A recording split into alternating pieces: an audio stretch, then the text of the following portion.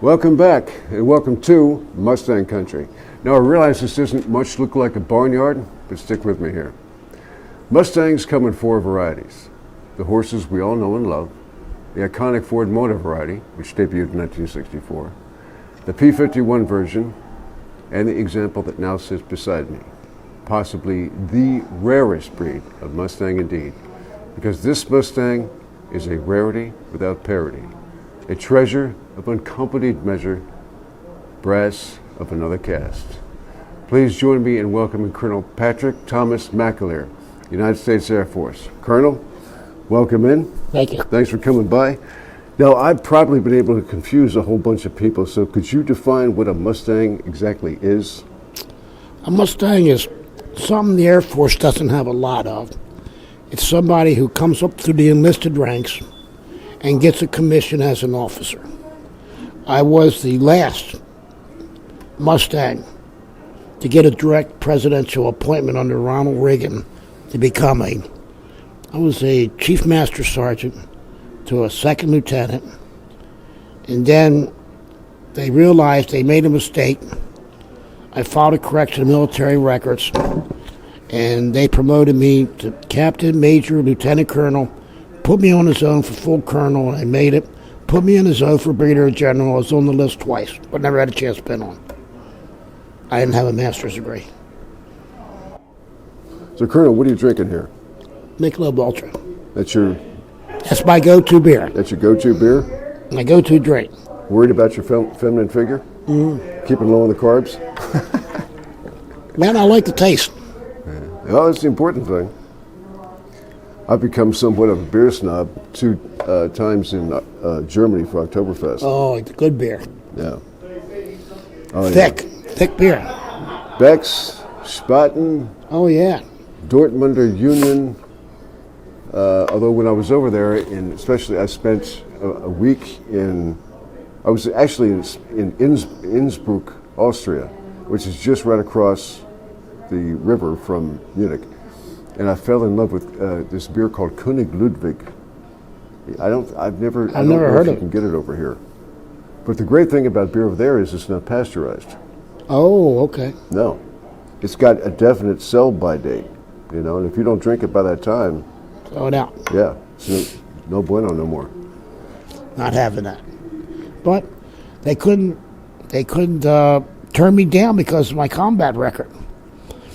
I spent a lot of years in the Pentagon and a lot of contingencies, and my record proves itself in combat. I mean, now that's something that really got me. We were talking initially because you said you know for a fact that there are weird things underground. Yep. You know for a fact that mountains blow their tops. Yep. And you claim to have eyewitness testimony that there are actual turds inside the Pentagon. Yes. That's true. Oh, floating. They were floating down the hallway. All right, this we got to check out. And let's take a trip back in time with Colonel Patrick Thomas McAleer, United States Air Force retired, unfiltered, unplugged, and right now. Respect your parents, love your country, and be the best person you can be.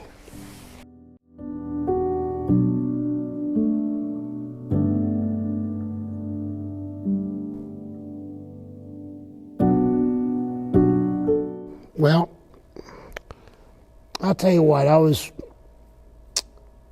went to Lansdowne High School. From there, Arbutus High School. And the draft was really going bad. The Vietnam War was going. I didn't want to have to go to Vietnam. I wanted to have a chance to live. So I figured my best shot was either Navy or Air Force. I tried to get into the Navy. I was on a waiting list. And I got on a waiting list on the Air Force. And at the last minute, somebody backed out of the Air Force, so I went in right away. And 1967, when I got out, is when I went in. I went in as an enlisted man. Climbed all the way to the grade of Chief Master Sergeant E9 in 14 years. I think there's only a couple people in the United States that's ever done that. And then I got a presidential appointment. I want to say, and correct me if I'm wrong, I think it was Ronald Reagan gave me a presidential appointment and commissioned me as a lieutenant, which was wrong. I should have been a captain. So I filed a correction in a military records case. I won the case. They recommissioned me as a captain, immediately put me in the zone for major, which I made, immediately put me in the zone for lieutenant colonel, which I made, and then later I made full colonel and was actually on the Brigadier General Reserve list twice. But not having a master's degree was a kiss of death. I had everything else. Squadrons Officer School, Air Command and Staff, I had everything else, but I didn't have a master's degree. So I never got the pin on BG.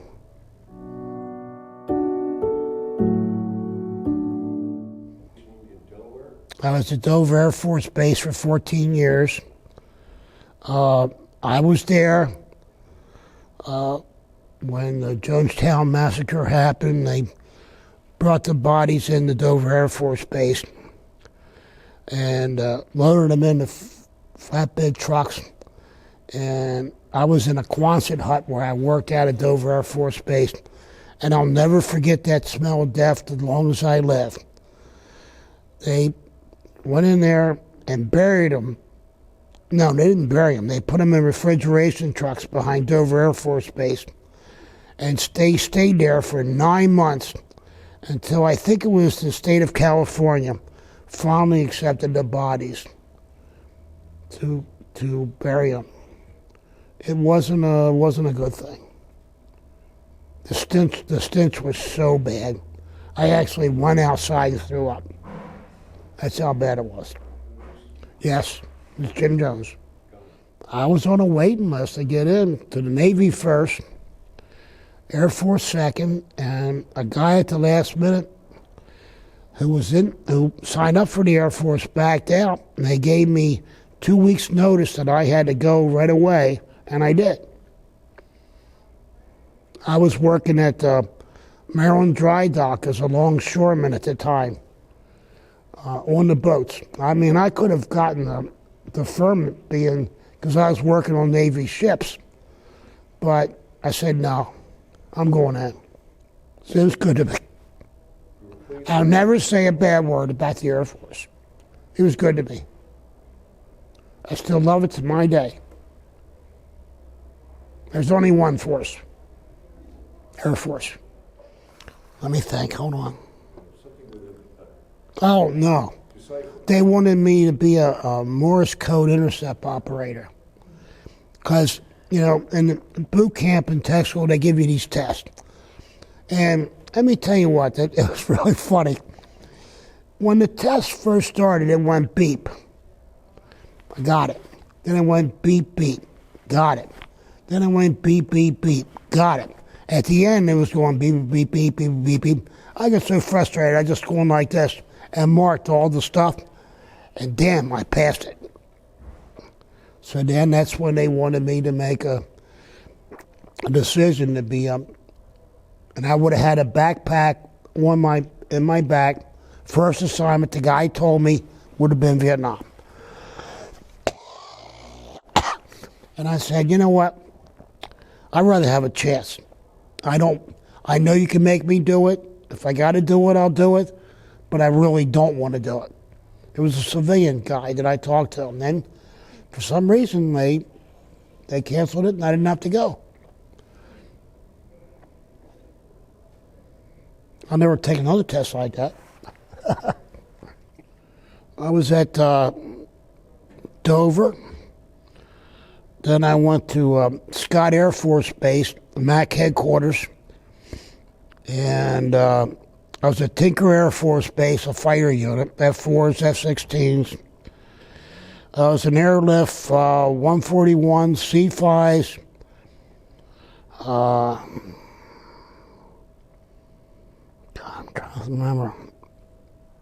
Oh, an Aeromed evacuation when I was at Scott Air Force Base. We went in to patients and got evacuated out.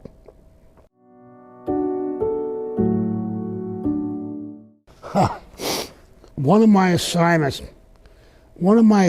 was Fort Ritchie, Maryland, Site R. That's up in Maryland. It's under a mountain. It's about a mile under. And because it was the underground Pentagon at the time, if something had to happen to the Pentagon, all the communications would reverse to that site, Site R. And they actually did that once. When the Pentagon got hit, Site R took over all the operations of the Pentagon. All the airlift, the mobilization, the Guard, Reserve, everything. They actually ran that when the Pentagon got hit. Excuse me, I'm all chocked up. This is tough for me. While I was there, and remember we're about a mile underground, we had lost power. So they had, rails that you could walk out. So I'm holding the rail with my flashlight to walk out of the site. And it's a scary feeling because you walk in and all you got is granite walls. That's all it is. Granite, pure granite. So I got up there and holding the rail, hit my flashlight, and I saw the wall waving like this. And I thought, man, we have an earthquake, we having something. So I got closer, hit it with my flashlight, and what it was, the entire wall was filled with caterpillars. And they were making the wall move in a wavy position. So they couldn't come in and spray it because we're all underground. It would have killed us with a disinfectant or whatever they would do. So they came in, the fire department came in and fire hosed all these caterpillars off the walls and then knocked them to the ground and then stomped them up and swept them out. It was a really, really weird feeling. Where'd they come from? You know what? I don't think they knew.